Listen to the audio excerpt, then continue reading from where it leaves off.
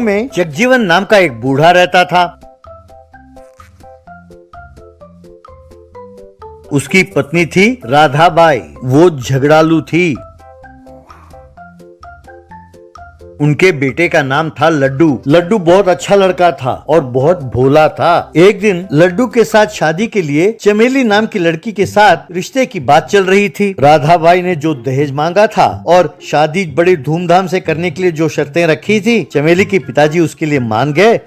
तो उन दोनों के बीच शादी बड़ी धूमधाम से हुई। शादी के बाद जब चमेली अपने ससुराल पहुंची, तब शादी का विचोला आया और राधाबाई से कहने लगा, अरे बहन जी, आपने इतनी जल्दी क्यों की? कुछ दिन और रुक जाते तो इन्होंने जो दहेज दिया है, इससे ज्यादा दहेज देने वाला रिश्ता लेके आता और आपके बेटे के शादी बड़े धूमधाम से कराता। चलो ठीक है, जो हो गया सो हो गया। राधाबाई के मन में लालच जागा। वो कहने लगी, भाई आप यूँ समझो कि शादी हुई नहीं, इसमें कौन सी बड़ी बात है? क्यों बात समझ में नहीं आई? भाई देखो, मैं ऐसा कुछ चाल चलूंगी कि बहू अपने आप ये घर छोड़कर चले जाएगी।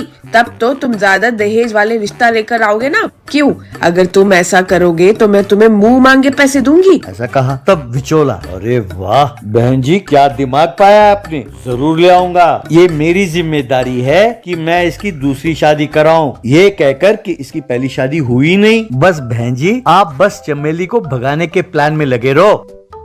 उस दिन से चमेली की परेशानियां शुरू हो गई। वो बेचारी घर का सारा काम करती थी, लेकिन फिर भी राधाबाई चमेली को मारती रहती थी। लड्डू, माँ, तुम बेकार में उस बेचारी चमेली को क्यों मार रही हो माँ? घर का सारा काम वो कर तो रही है। तब राधाबाई, अरे तू चुप कर, तुझे कुछ नहीं पता। सिर्फ घर का काम करना काफी नहीं है। अब घर के छज्जे पे जो कूड़ा जमा है उसे साफ कौन करेगा? और पेड़ पर जो नारियल लगे हैं उसे कौन तोड़ेगा? तब जगजीवन, अरे भगवान, वो सब तो मर्दों का काम है, वो बेचारी कहाँ से करेगी? बहू लड़की ठहरी। तब राधाबाई ने अपने पति को मारा और कहने लगी, ये सास और बहू के बीच की बात है, तुम इसमें दखल न दो। तुम दोनों दफा हो जाओ यहाँ से। यूं दोनों को डांटा। तब बेचारी चमेली छत पर चढ़ने के लिए सीढ़ी लगाकर चढ़ने लगी तो फिसलकर नीचे गिर गई।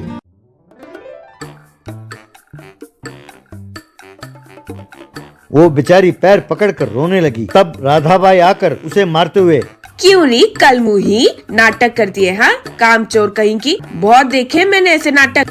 जाकर काम कर, कहकर गुस्से में वहाँ से चली गई। बेचारी चमेली का दिल टूट गया। वो अपने आप से, मैं बहुत मेहनत करके काम करती हूँ, पता नहीं माँ जी क्यों मुझे हमेशा कोसती रहती है, नुक्स निकालती रहती है। अगर मैं मायके चली गई तो वहाँ बाबूजी और माँ बहुत दुखी होंगे। मैं किसी पर बोझ नहीं बनना चाहती, मैं बस मरना चाहती हूँ। कहकर वो घर से बाहर निकली। यूं वो गांव के बाहर एक पुराने कुएं के पास पहुंची। उसने कुएं में छलांग लगा दी। तभी कुएं के अंदर से एक भूत आया। उसने चमेली को पानी में डूबने नहीं दिया। उसे उठाकर पानी से बाहर निकाला और कुएं के बाहर आराम से खड़ा किया। भूत चमेली से, कौन हो बच्चा तुम? ये तुम पानी में कूदकर मरना क्यों चाहती हो? तब चमेली ने दुखी होकर अपनी सारी कहानी उसे सुनाई।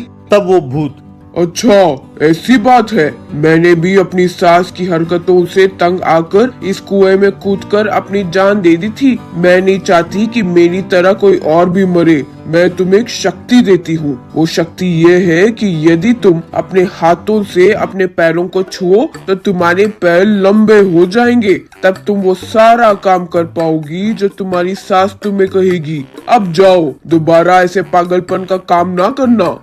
घर लौटकर चमेली ने लड्डू और जगजीवन को जो कुछ हुआ सब बताया। वो सुनकर दोनों बहुत खुश हुए।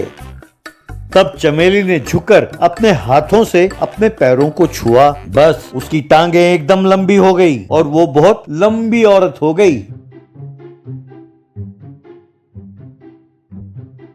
फिर वो झाड़ू लेकर छत को साफ करने लगी और उसके बाद उसने नारियल के पेड़ से नारियल तोड़े। तभी राधाबाई वहां पहुंची।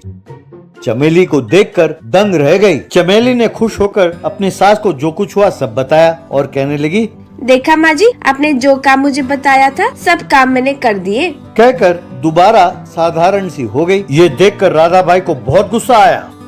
वो अपने मन में, ये क्या, ये तो सब काम आसानी से कर लेती है। ऐसा ही चलता रहा तो मैं इसे घर से कैसे भगाऊंगी और दहेज के पैसे कहाँ से मिलेंगे मुझे।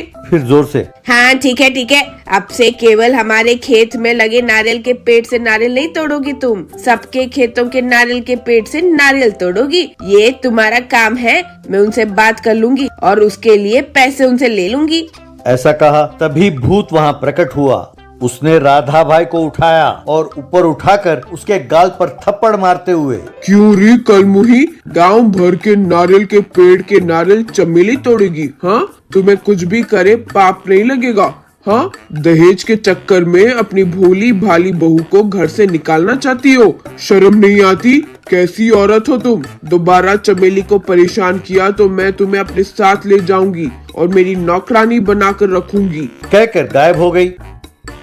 तब से राधा बाई सुधर गई और उसने चमेली का बहुत अच्छी तरह देखभाल किया।